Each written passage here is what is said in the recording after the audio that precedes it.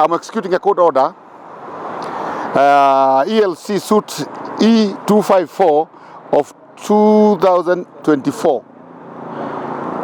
This is against Sabatia Investment Limited as the plaintiff versus Mediheal Hospital Nakuru Co Limited defendant. So I'm executing. This is the institution here. This properties I'm selling belongs to Mediheal Hospital, not the main hospital, but a branch. But it is consisted of a lot of hospital equipment, because the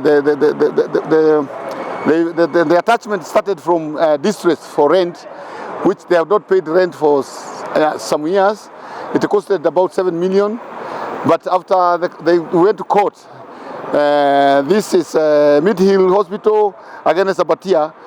The court approved that 1 million goes of interest of the 7 million for a period of 3 to 4 years. So that's why you're executing against Mediheal Hospital.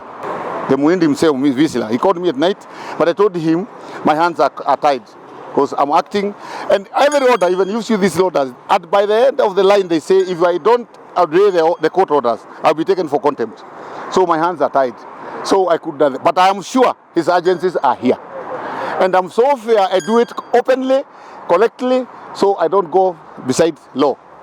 Because I know if I just do anything against law here, I'll be in a trap. 390, going. 395, 400.